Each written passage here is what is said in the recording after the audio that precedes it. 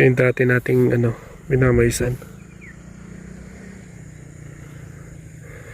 Walang katao-tao eh. Makyat ako eh.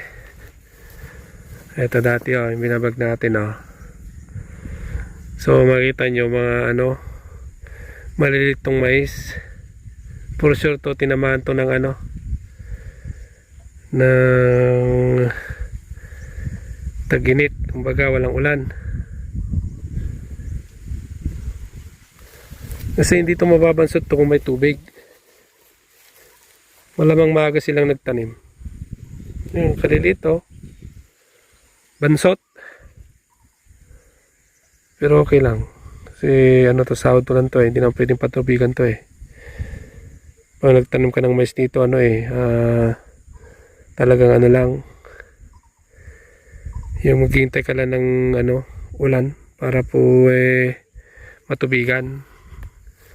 Kahit dito sa kabila, tingnan nyo. Wala na dito yung kubo-kubo meron dito dati. Tinanggal na nila. Ayan nalilit Mapapansin mo lang yung malalaki kasi yung sa gitna niya. Maisan dito. Halos pare-pares lahat. Kahit yung mga dinaanan ko dyan, nadaanan ko ganito. Tsura ng mais kapag walang tubig. Ayan. Bansot. Nag-yellow pa. Mamumunga naman yan pero hindi ganong malalaki. Hindi gaya kapag ulan ng ulan. Natutubigan siya. Magiging maayos siya.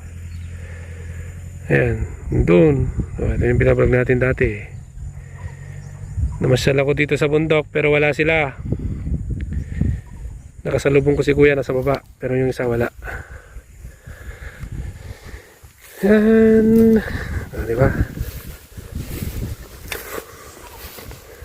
Grabe liliit Dato'y palusot yan. Tapos makita nyo medyo guys gawa din ng ulan yan. Pag umulan kasi asahan mo yan.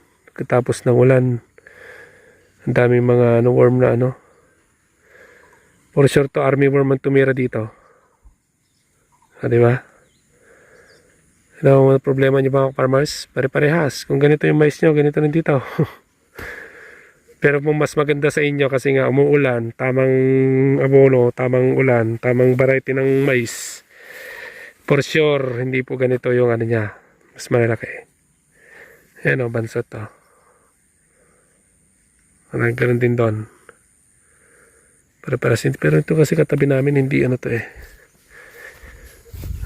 Kaya isusum natin yung maganda yung yung malaki yung mais niya.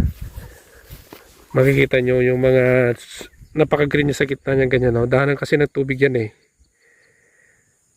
Ayan di ba? Napaka-green yung nasa niya. Nasa mababang kwan ng lupa. Kumbaga yung daanan ng tubig na yan, napaka-green.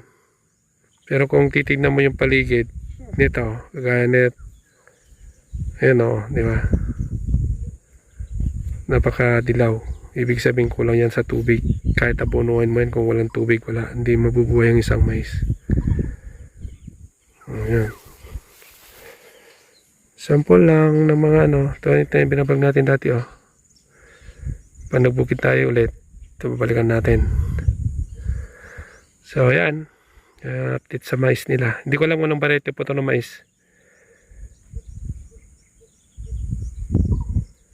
Medyo okay naman dito, medyo malalaki dito eh. Pero yung pinakita ko doon na kulay yellow, hindi talaga okay.